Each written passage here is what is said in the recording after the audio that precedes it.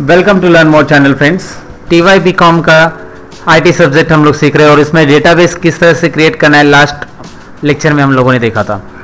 तो वो वीडियो आपने अगर नहीं देखा होगा तो वो पहले वीडियो देख लीजिए और उसके बाद ही ये वीडियो आपको समझ में आ जाएगा, क्योंकि डेटाबेस क्रिएट करने के बाद ही नेक्स्ट प्रोसेस आप कर सकते हैं।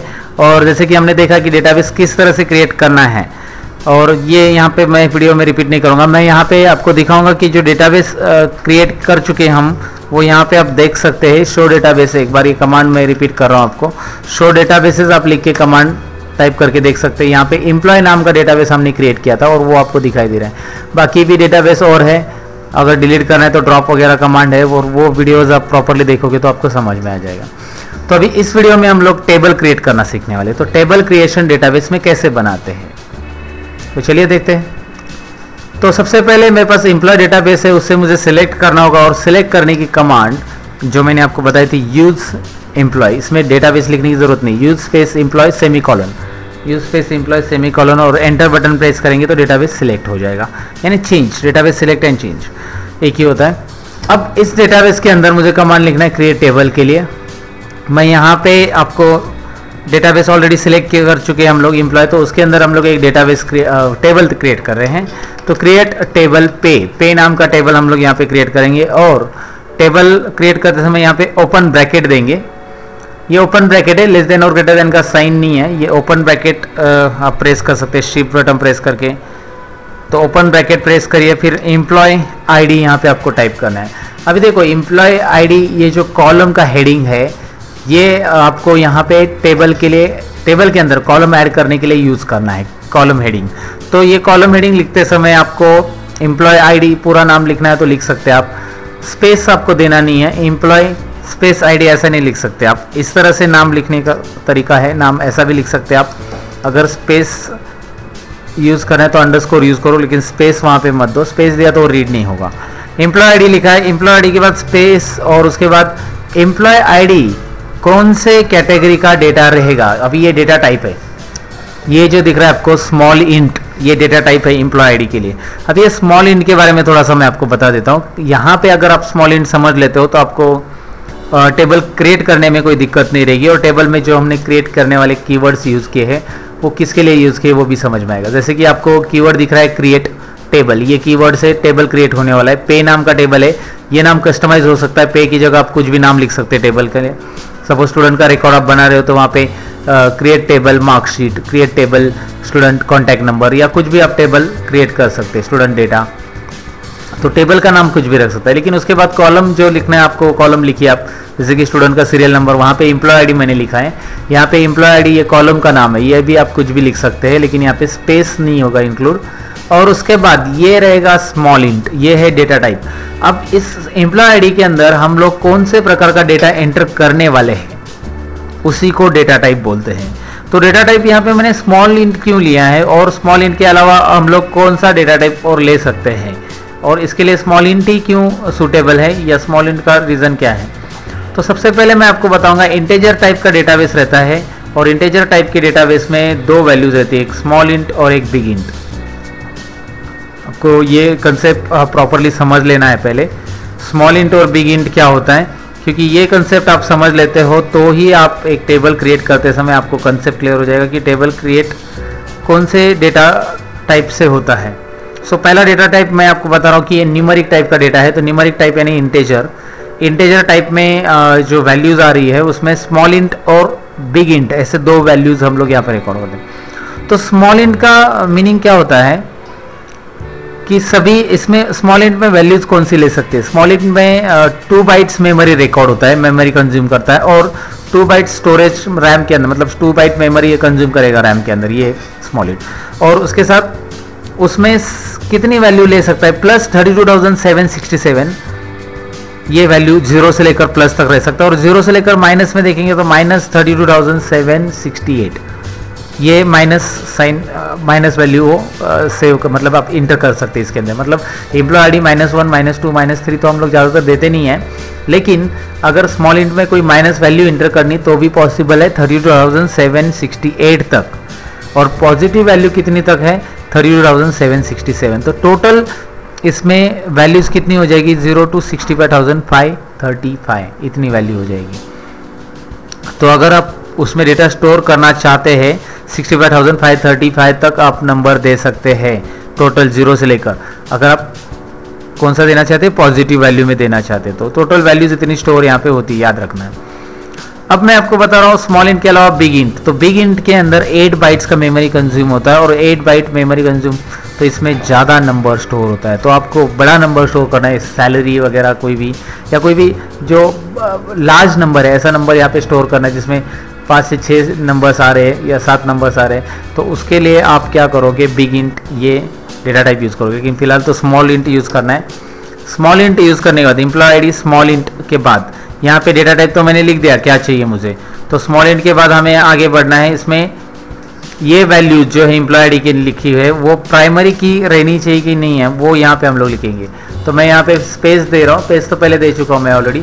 तो मैं यहाँ पे प्राइमरी की लिख रहा हूँ, प्राइमरी की। सो व्हाट इज प्राइमरी की, ये भी आपको समझना है। यहाँ पे प्राइमरी और की के बीच में स्पेस रहेगा, फिर यहाँ पे कोमा देंगे हम लोग और मैं एंटर करूँगा। प्राइमरी की होता है कि जो एम्प्लॉय आईडी लिखा गया है वो रिपीट ना हो जाए, इसको यूनिक वैल्यूज़ रहते हैं। क्या बोलते हैं इसको, यूनिक वैल्यूज़।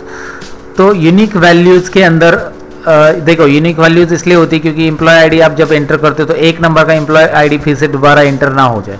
अगर आपने एंटर किया डेपल रो में तो वो वैल्यूज़ एक्सेप्ट नहीं होगी। तो ये प्राइमरी की देना है। अभी नेक्स्ट कॉलम मैं यहाँ पे ऐड कर रहा हूँ नेम।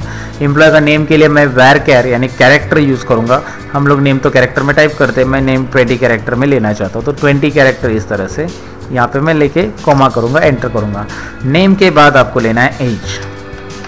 एज रहेगा स्मॉल इंट में, स्मॉल इंट वापिस, बिकॉज आपको मैंने बताया स्मॉल इंट के बारे में क्या है। और varchar मतलब कैरेक्टर, स्मॉल इंट मतलब इंटीजर टाइप की न्यूमेरिक वैल्यू, और यहाँ पे कॉमा दे के एंटर करो। एज के बाद हमें सिटी इंटर करना है दोस्तों। तो सिटी के लिए क्या रहेगा, आपको varchar जैसे नेम के लिए था वैसे सिटी के लिए।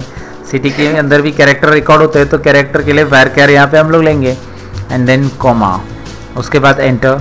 और उसके बाद रहेगा इसमें नेक्स्ट कॉलम, वो है सैलरी। सैलरी में हम लोग डेसिमल लेंगे। अभी डेसिमल में यहाँ पे मैं ले रहा हूँ 7,2। डेसिमल में मैं यहाँ पे क्या ले रहा हूँ, 7,2 डेसिमल। अभी ये 7,2 डेसिमल क्यों है मैं आपको समझाता हूँ। यहाँ पे हम लोग कितना डिजिट का सैलरी ऐड कर सकते हैं। सपोज आपकी सैलरी यहाँ पे आपको मेंशन करनी है 45,050 पैसे, सपोज पैसे में भी अमाउंट है तो आगे, तो वहाँ पे 2 डेसिमल पैसे का है ना नोट डाउन करेगा। और ये 35,000 जो है 5 डेसिमल, तो 7 यहाँ पे हम लोग डेसिमल लिखेंगे। तो लेफ्ट साइड से अगर काउंट करेंगे तो टोटल वैल्यू 7 हो जाएगी और डेसिमल पॉइंट कितनी रहेगी उसमें, 2 रहेगी।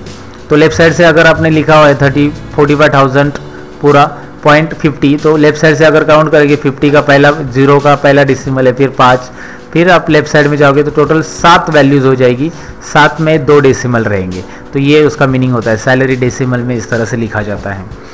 और अगर आप DOB यहाँ पे लेते हो तो डेट यहाँ पे लेना है। डेट ये ऑटोमेटिक प्री डिफाइंड फंक्शन है और डेट लिख के ब्रैकेट क्लोज करिए। टेबल जो स्टार्ट किया था उसको यहाँ पे क्लोज करिए। तो देखिए employ ID, name, age, city, salary, DOB ये है field names, column names. Small int ये है इसका डेटा टाइप, varchar ये है इसका डेटा टाइप। स्मॉल इंट इसमें इंटीजर टाइप की न्यूमेरिक वैल्यू रहेगी, इसमें कैरेक्टर टाइप की वैल्यू रहेगी, इसमें डेसिमल टाइप की वैल्यू जो 5 डेसिमल्स ले सकते हैं, मतलब 35,000 45,000 ऐसे 5 डिजिट सैलरी आप इसमें रिकॉर्ड कर सकते हैं। तो ये 5 डिजिट सैलरी के लिए आपको 7 लिखना है। वो क्यों लिखना है मैंने बताया, क्योंकि 7th पोजीशन उसकी आ जाती है लेफ्ट साइड से, पॉइंट के बाद से भी वैल्यू काउंट करना चालू करेंगे तो यहाँ पे DOB और डेट। तो ये था पूरा टेबल क्रिएट करने का प्रोसेस और आप एंटर करके देख सकते हैं यहाँ पे आपका कोई मिस्टेक्स है कि नहीं है। तो आप चेक करिए, सिंटैक्स में थोड़ा सा मिस्टेक है। So let's check it out, इसमें कौन सा मिस्टेक है। हमने यहाँ पे डेटाबेस तो तैयार कर लिया है, create table, employ ID, small int बराबर है, प्राइमरी की है। यहाँ पे प्रॉपरली अगर आप नोट डाउन करोगे तो आपको समझ में आएगा कि कौन सा इसमें मिस्टेक है। कोमा सब जगह पे कोमा है, यहाँ पे कोमा मिसिंग था तो मैंने यहाँ पे ऐड कर दिया। और यहाँ पे आप एंटर कर दो तो आपको दिखाई दे रहा है पेरी ओके 0 रो अफेक्टेड, है ना। इस तरह से आपको ये टेबल क्रिएट होते हुए दिखाई दे रहा है। अगर आप टेबल देखना चाहते हैं तो शो टेबल्स ऑप्शंस आप कर सकते हैं। यहाँ पे शो टेबल्स जो डेटाबेस सिलेक्टेड है उसमें शो टेबल्स पे पे नाम का यहाँ पे डेटाबेस आपको दिख रहा है। क्लियरली यहाँ पे आपको क्लियर हो रहा है कि वहाँ पे डेटाबेस है कि नहीं है। डेटाबेस है पे नाम का। अब ये पे नाम का डेटाबेस तो है हमारा। पे नाम के डेटाबेस को अगर डिस्क्राइब करना है तो कमांड है डिस्क्राइब पे। तो इसके अंदर का डेटाबेस इस तरह से डिस्क्राइब होगा। क्या क्या क्रिएट किया था हमने देख सकते हैं। ये फील्ड नेम्स आ रहे, कॉलम के name, employ ID, name, age, city, salary, DOB, और यहाँ पे उसके सामने small int, varchar small int and then varchar decimal and date. तो ये डेटाबेस के अंदर टेबल किस तरह से क्रिएट करना है उसका एग्जांपल था। और उसे डिस्क्राइब करना मानी उसकी डिटेल्स देखना, DESC या DES, पूरा डिस्क्राइब कमांड भी आप सब लिख सकते हैं। यहाँ पे डिस्क्राइब लिखेंगे और उसके टेबल का नाम लिखेंगे तो भी चलेगा। तो फिलहाल तो डिस्क्राइब DSC टेबल पे नाम लिख दिया और वो यहाँ पे आ चुका है। अब इतना तो हो गया टेबल किस तरह से क्रिएट करना है। एक और एग्जांपल हम लोग लेते हैं, इसमें और एक टेबल क्रिएट करते हैं हम लोग। तो वापस देख सकते हैं आप क्रिएट टेबल के लिए किस तरह से कमांड दे रहा हूँ मैं। क्रिएट टेबल, टेबल का नाम है डिपार्टमेंट, एंटर करूँगा, यहाँ पे ब्रैकेट ओपन। ब्रैकेट ओपन के बाद मैंने बोला था एम्प्लॉय आईडी, यहाँ पे आपको टाइप करना है। अभी डिपार्टमेंट वाइज रिकॉर्ड रख रहे हैं। एम्प्लॉय आईडी के लिए मैं स्मॉल इंट दे रहा हूँ। स्मॉल इंट मैं अनसाइन लिख रहा हूँ। यहाँ पे एक चीज़ और ऐड करो इस टेबल में, मैं अनसाइन। अनसाइन का मीनिंग होता है कि जो आप ले रहे हो एम्प्लॉय आईडी वो पॉजिटिव ही रहेंगे, नेगेटिव एंटर करना पॉसिबल नहीं है। अनसाइन अगर आप कमांड देते हो तो ओनली पॉजिटिव वैल्यू ही लेंगे एम्प्लॉय। -1 अगर एम्प्लॉय आईडी लेते हो तो वो आने वाला नहीं है। तो यहाँ पे मैं एंटर कर रहा हूँ और उसके बाद मैं यहाँ पे एंटर कर रहा हूँ second employ name. Employ ID हो गया है, एम्प्लॉय नेम। इस तरह से मैं कॉलम का नाम अभी दे, वहाँ पे मैंने नेम यूज़ किया था, अभी मैं एम्प्लॉय नेम यूज़ कर रहा हूँ। अलग सा टेबल यहाँ पे मैं आपको दिखा रहा हूँ। varchar कैरेक्टर रहेगा, 20 कैरेक्टर में मैं इसे टाइप कर रहा हूँ। हमेशा याद रखना है कि ये कॉलम का पूरा डेटा टाइप वगैरह होने के बाद कोमा दे के आप एंटर करके नीचे आ जाओ। कोमा यहाँ पे बोलोगे तो आपका वो टेबल क्रिएट होने वाला नहीं है। Department ID, then small int, फिर मैं कोमा करो। डिपार्टमेंट आईडी भी मैं स्मॉल इंट में रख रहा हूँ, इसका डेटा टाइप। फिर सिटी किस में रहेगा वो आपको पता है, varchar। varchar में आपको कितने कैरेक्टर लेने हैं सिटी के अंदर, 10, 20 वो कैरेक्टर आप ले सकते हैं यहाँ पे। और कोमा करके मैं एंटर कर रहा हूँ। यहाँ पे मैं मैनेजर आईडी एंटर कर रहा हूँ, MGR आईडी, ये भी रहेगा स्मॉल इंट के अंदर। और स्मॉल इंट में आप यहाँ पे कोमा करिए और एंटर करिए। उसके बाद रहेगा सैलरी, यहाँ पे आपको टाइप करना रहेगा। सैलरी रहेगा डेसिमल। सैलरी किस में क्रिएट करना है, यहाँ पे डेसिमल, जिसमें मैं लिख रहा हूँ 7,2 डेसिमल सैलरी। यहाँ पे कोमा देना है। पहले वाले डेटा टेबल जब डेटा क्रिएट कर रहा था मैं टेबल में, तो यहाँ पे कोमा मिसिंग था और फिर मैंने वो करेक्ट कर लिया था बाद में फिर से डेटा टाइप करके। तो आपको ये याद रखना है कि कहीं पे कोमा मिसिंग नहीं होना चाहिए। और उसके बाद यहाँ पे लेना है DOJ। यहाँ पे डेट ऑफ बर्थ नहीं रहेगा DOJ, लेकिन डेट का ही फंक्शन है तो इसलिए डेट लिखेंगे आगे, डेट ऑफ ज्वाइनिंग, और यहाँ पे सेमीकोलन। तो ये था सेकेंड टेबल, जो डिपार्टमेंट टेबल मैं एंटर करके देख रहा हूँ। इसमें क्वेरी ओके आ रहा है तो हमारा कमांड प्रॉपर है। इसका मतलब हमारा सेकेंड टेबल क्रिएट हो गया है। और इसका मैंने बताया कि आपको इसको व्यू कैसे करना है। चलिए देखते हैं क्या करना होगा। Tables, show tables. तो हमारे एम्प्लॉय डेटाबेस में जितने भी टेबल हैं वो दिख रहा है अभी, डिपार्टमेंट एंड पे। अभी मुझे पे को डिस्क्राइब, सॉरी पे तो मैं डिस्क्राइब कर चुका हूँ, अब मुझे डिस्क्राइब करना है डिपार्टमेंट को। तो मैं डिस्क्राइब डिपार्टमेंट, ओहो ये देखो आपके सामने है डिपार्टमेंट टेबल का पूरे कॉलम्स आ रहे हैं यहाँ पे जो मैंने क्रिएट किए थे। तो इस तरह से टेबल क्रिएट करना रहता है। तो टेबल क्रिएट करने के लिए क्या कमांड रहती है, क्रिएट टेबल, उसके बाद टेबल का नाम, उसके बाद ब्रैकेट ओपन के अंदर उसके डेटा टाइप कौन से कैसे अरेंज करने हैं, ये आपको मैंने ये 2 टेबल क्रिएट करके यहाँ पे पता है। ऐसे ही आप बहुत सारे टेबल क्रिएट कर सकते हैं और उसके अंदर एक एक कंडीशंस कुछ भी डाल सकते हैं, जो कंडीशंस आपको बोली गई हैं। तो और भी टेबल्स डेटाबेस के अंदर आप क्रिएट करो, प्रैक्टिस करो इसका अच्छे से।